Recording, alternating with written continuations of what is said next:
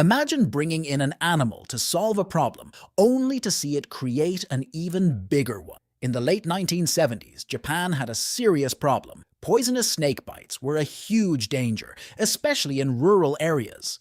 Hoping to fix it, they introduced Mongo pansy, believing it would control the snake population and save lives. But over the next 25 years, something unexpected happened.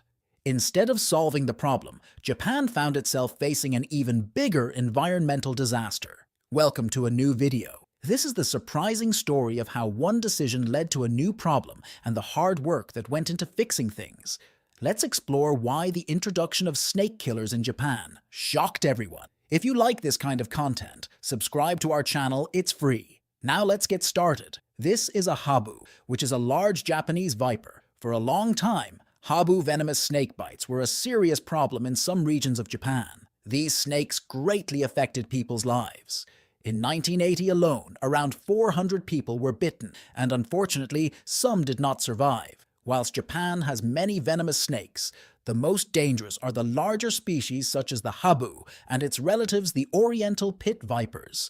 These snakes are in the same family as rattlesnakes, and their distant cousins include coral snakes and cobras, so you can imagine the challenge the Japanese faced, and it happened quite often with such dangerous snakes living nearby. People were constantly at risk of being bitten, making these venomous snakes a serious concern for many years. Habu snake bites were so severe because for a long time there was no antidote. Even after one was developed, the antidote was hard to access and came in liquid form, meaning it couldn't be stored in rural areas that lacked electricity or proper storage facilities.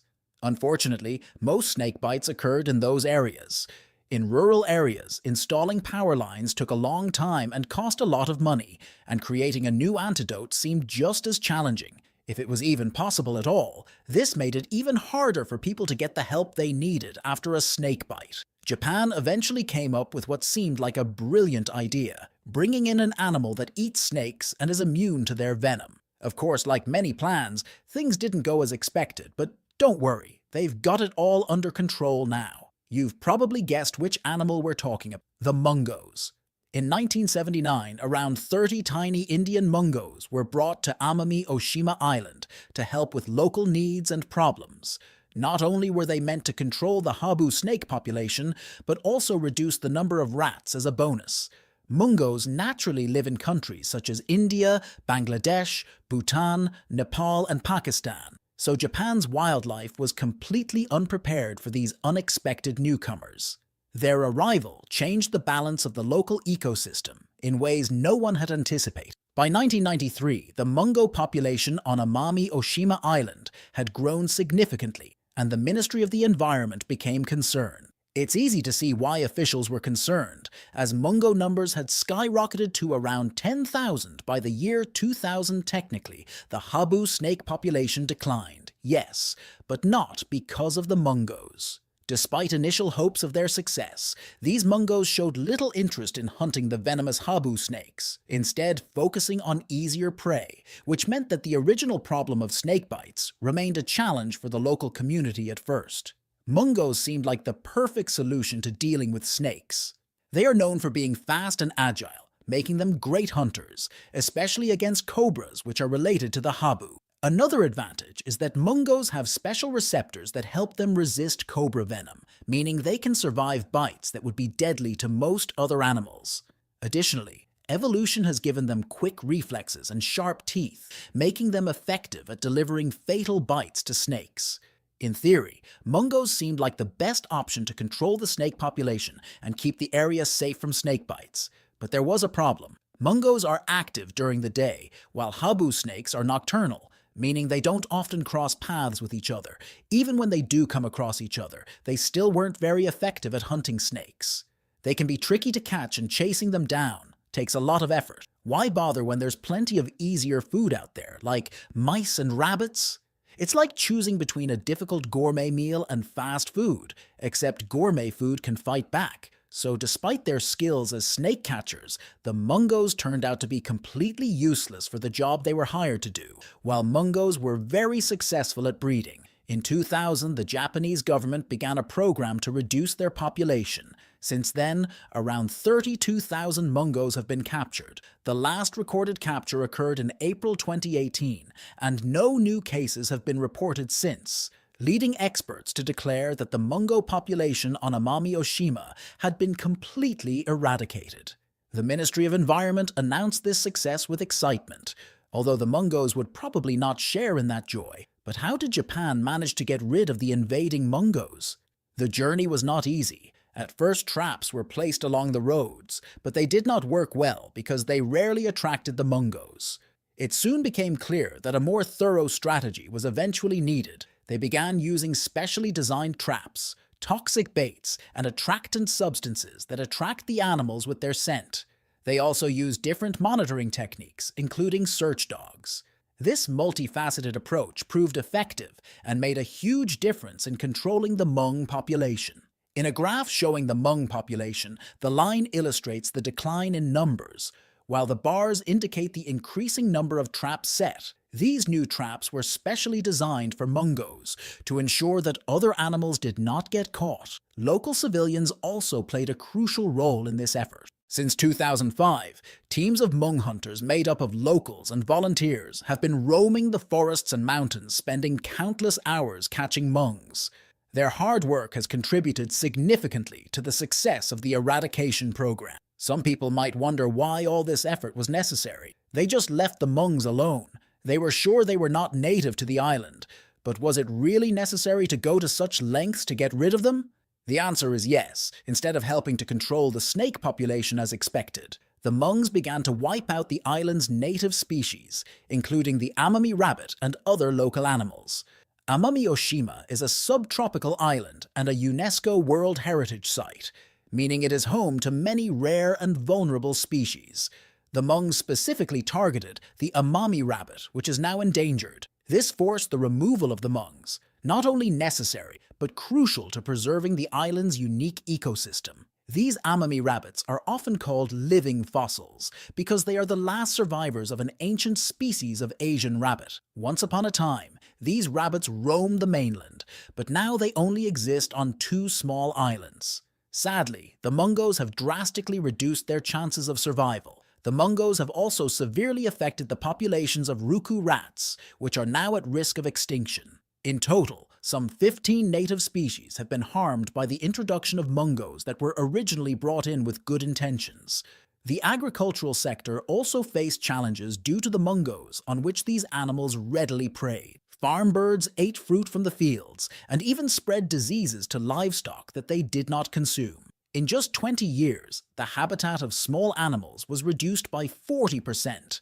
It became clear that introducing Mongos to the small Japanese islands was extremely damaging. The islands are unique ecosystems that are home to species that are not used to dealing with predators and do not know how to defend themselves.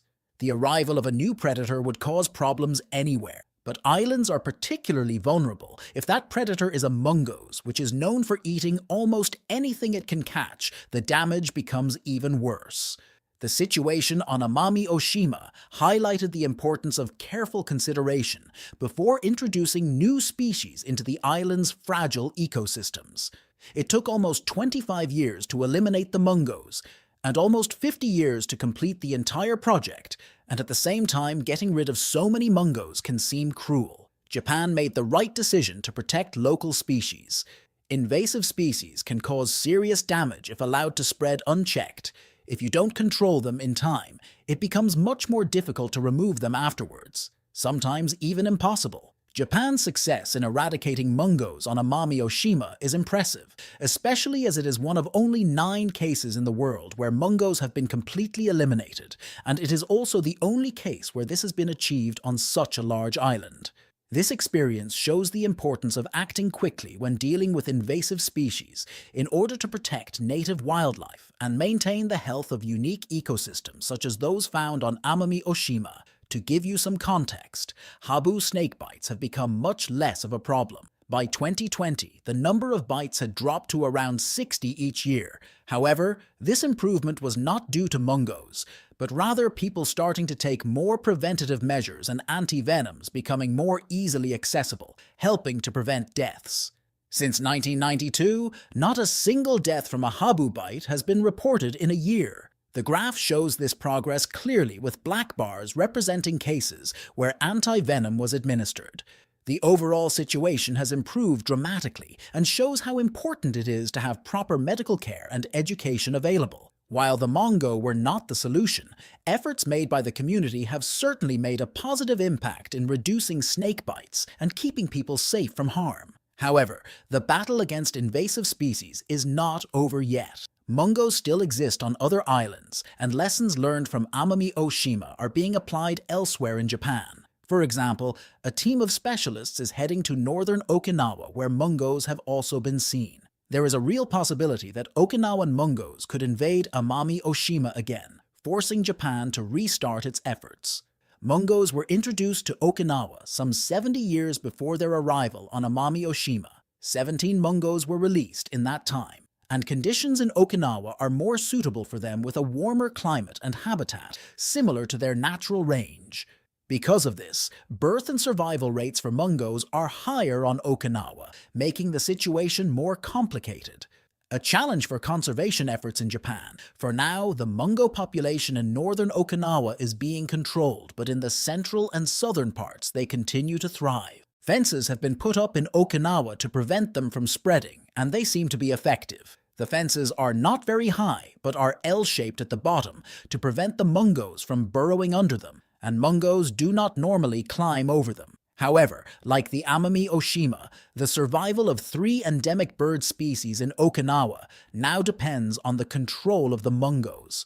If the story of bringing in mongos to control pests sounds familiar, you are right. Japan is not the first country to try something called biological control. There is even a whole field of science dedicated to this method, which involves using one species to control another. Typically, when people try biological control, they start by researching the pest and its natural predator. Then they do further research to see if introducing the predator could harm other species in the area. Only after all these extensive studies do they usually release the predator to do its job. They have been practicing biological control for a long time and often successfully. A famous example is that of farmers who use predatory insects to protect their fruit trees and gardens. While this method can be effective, it is important to approach it carefully to avoid unintended consequences, as seen in the case of mongos in Japan. What's up with mongos? Asian mongos have been introduced to places like Cuba, Croatia, Jamaica, Haiti, Puerto Rico, the Lesser Antilles, Belize, Honduras, Panama, and several other countries. In many cases, the introductions worked well, however. Hawaii decided to give it a try in the 1800s. At the time, Hawaii's most valuable crop was sugarcane, and the plan was to use mongos to help control the rat population that was damaging the sugarcane fields. From the mid-1800s to the mid-1900s, Hawaiian sugar plantations faced a major problem with rats, who loved to munch on sweet sugarcane stalks. The rats caused a lot of damage, and plantation owners were desperate for a solution. In 1872, these planners came across an article about how Caribbean sugar farmers were using mongoose to control their rat problem. The idea seemed simple. Bring in mongoose from India to eat the rats, and everything would be fixed. So in the 1880s, Hawaiian planters imported 72 mongoose from Jamaica to the Big Island, and their offspring were later sent to plantations on other islands, including Maui, Mikai, and Oahu, in hopes of solving the rat problem once and for all. Even back then, some people on the Big Island were skeptical of the mongoose plan and thought more research was needed to see how the animals fared in the Caribbean before bringing them to Hawaii. Unfortunately, no one listened to these skeptics, and soon the main flaw in the plan became: light rats are nocturnal, meaning they are active only at night, while mongos are active during the day, meaning they rarely cross paths. Instead of solving the rat problem, the mongos began hunting native Hawaiian species, especially birds and turtles. The eggs of these animals were easy targets, and the situation began to worsen, which was supposed to help, but ended up creating new challenges for Hawaii's unique wildlife. The situation worsened as native species were eliminated. The government eventually put up barriers to keep the mongos out of nature reserves, but it seemed that Hawaii had missed the mark. The possibility of acting today to control the Mongo population has become very difficult, almost impossible. Mongos are responsible for its extinction. At least 8 species of native birds in Hawaii, many of which were on the federal endangered species list. This has created a serious problem for the island's unique wildlife, as these animals are now gone forever due to the introduction of the Mongo. Interestingly, the Hawaiian government does not call the introduction of the Mongo biological control because the animals did not go through an environmental impact assessment before being brought in, and Hawaii was not the only place to face problems after the introduction of the Mongo in 1872. A British colonist brought Mongos to his sugar plantation in Jamaica to handle the rat problem, but instead of eating the rats, the Mongo spread across the island, causing local bird and reptile populations to decline with fewer insect-eating animals and other small creatures. A tick outbreak followed, making matters even worse. The colonist complained to the British authorities, but they dismissed his concerns, stating that nature would balance itself out. It wasn't like that. The introduction of Mongos caused severe damage to the unique ecosystems of Jamaica and Hawaii. An experience like Jamaica's serves as a lesson on how the introduction of non-native species without proper research can have disastrous consequences for local lizard ecosystems on 4 small islands in the Caribbean Sea. Ground lizards run among fallen leaves, struggling and searching for food to survive. Sadly, these lizards were completely wiped out on the island due to 2 major threats: the introduction of hungry Mongos and the redevelopment of land on 2 neighboring coastal islands. Only about 400 lizards remained as the lucky ones that escaped being eaten. Fortunately, people raised the alarm as soon as conservation efforts began, and the lizards were relocated to safer areas. Thanks to these efforts, their population has now grown to almost 3,000 individuals. Scientists are working hard to not only prevent their extinction, but also to return these hardy lizards to their namesake island, giving them a chance to reclaim their original home. This work is essential to preserving the Caribbean's unique wildlife and ensuring the survival of these special lizards. An idea from 4,000 years ago. In a recent study of 4,000-year-old tombs in Egypt, researchers found a fascinating drawing showing a person leading an animal that looks like a Mongo on a leash. This is the only image of its kind discovered in Egyptian art, and it clearly shows both a collar and a leash. Although Mongos have never been fully domesticated through controlled breeding, some cultures have kept them as pets. The main reason for this is to help control pests such as snakes, rats, and mice, which can cause problems in homes and farms. This ancient drawing offers an insight into how Mongos were valued long ago. Interestingly, scientists believe that the Mongos shown in the tomb were used to scare away birds, making hunting easier. There is even some debate about a second leash in the drawing. Some people believe it is attached to a dog, while others think it could be a hornless goat. This drawing contributes to our understanding of how ancient Egyptians might have interacted with animals in their daily lives. Speaking of Mongos taking on surprising roles in Sri Lanka, where dogs are usually used to sniff out illegal substances, a new idea using Mongos emerged. Instead, locals have relied on Mongos for generations to scare away cobras from their farms, so why not train them to sniff out illegal items? A $50,000 grant was awarded for a pilot project, and a specialist from the National Zoo was hired. He even offered up his grounds for training, creating a unique opportunity to see if Mongos could adapt to this new task. The plan was to release some Mongos into a cargo container full of car parts. If they detected something illegal, they would come out with hackles raised. Believe it or not, Mongos can be trained, and they passed the test with flying colors. Unfortunately, due to changes in leadership and political issues, the project was forgotten. It's a real shame, because it would have been amazing to see Mongos working as customs officers. Imagine them in action, sniffing out contraband. I would even see a sequel to Zootopia with Mongos as the new animal heroes. In the end, the battle against invasive species is difficult, but Japan's history proves that it can be. Let's continue with these lessons to protect the balance of nature. We've reached the end of this video. Tell us what you think in the comments box. If you liked the video, give it a like, subscribe, and don't forget to hit the bell so you don't miss future videos like this one. See you next time!